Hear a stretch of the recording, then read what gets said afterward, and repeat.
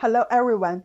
Last section, we have talked about the reform of Manchurian costume after entering the Shanghai Pass. Now let's continue to learn Western wind in Chinese styles. The Republic of China was a period of great changes in China's traditional costumes. First of all, the social unrest and the impact of the new culture. The feudal dress form has been abandoned. The Chinese dress culture entered an important period of eliminating the old system and breeding new civilization.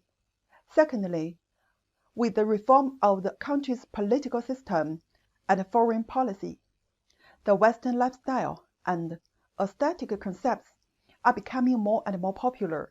Chinese traditional dress style has been greatly impacted. The material, style, patterns, and tailoring methods of dress have all added Western factors.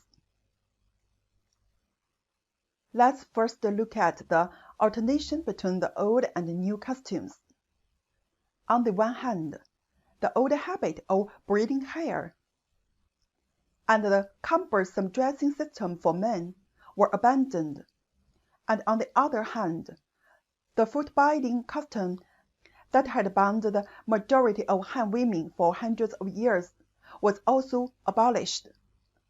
As far as men are concerned, as early as the beginning of the Republic of China, the government issued the order of cutting hair that complied with the people's will.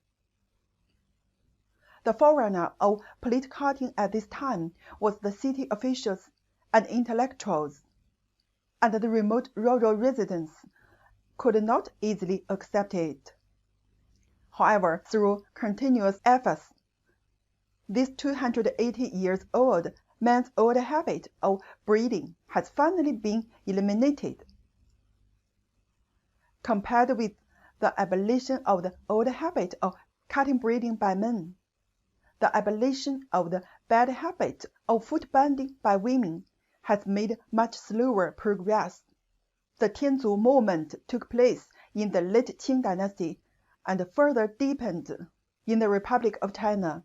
The government departments took releasing foot and forbidding binding as an important task to implement.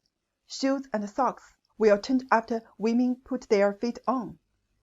The original bao shoes were replaced by Western-style leather shoes and cloth shoes. Women in big cities such as Shanghai have already put on high-heeled leather shoes. Now, let's move to the impact of Western culture. In the long feudal society, the development of China's clothing history basically depends on the inheritance of history, and the development wing is mainly written by court aristocrats. After the establishment of the Republic of China, China began horizontal exchanges with the West. This exchange affects all aspects of the society, especially the enthusiastic participation of the public. Horizontal exchange has made up for the deficiency of vertical inheritance and has promoted the whole society to form a modern fashion faster. After breaking the vertical historical inheritance, the horizontal communication with the West was encrypted. European and American garments began to enter the Chinese market in large quantities. Chinese national garments were affected. Suits, student suits, dresses, and so on became fashionable for a while. The traditional style of coat, length to knee, big sleeve, and skirt length to foot are gradually replaced by the style of coat length to waist and skirt length to knee. The loose, straight, and simple shape is gradually changed to the slim shape that can reflect the curve. Influenced by foreign culture, the broad and straight gown for Manchu ladies in the late Qing dynasty gradually evolved into an improved cheongsam with narrow cuffs and tight waistline, with Chinese characteristics in the Republic of China. The combination of Chinese and Western has become a common design. Robes, suit pants, hat, and leather shoes are popular costumes in the Little Republic of China and a successful combination of Chinese and Western styles. They not only do not lose national charm, but also add natural and unrestrained atmosphere. They are refined and smart, and are very representative men's costumes in this period. In 1926, the Liang You, Good Friends, has published a picture of Zhang Lingtao's women's new clothes in autumn. The traditional upper coat and lower trousers were all replaced by Western-style plackets, consisting of a placket and buttonholes.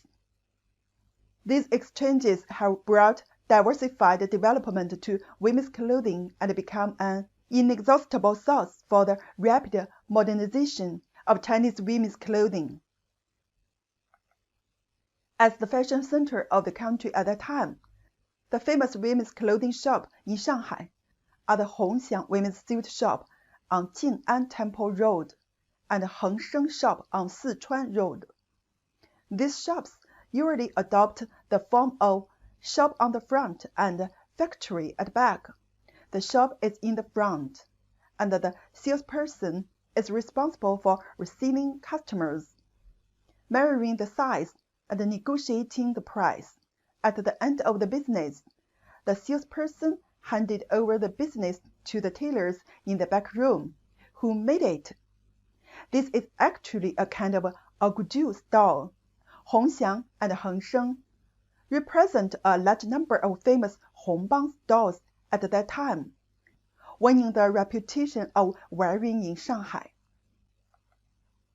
The fashion information was also disseminated through newspapers, movies, and other media at that time. Published in 1926, such publications as Liang You and 369 have created fashion columns to introduce popular information at home and abroad through style stills and live photos, as well as fashion illustration.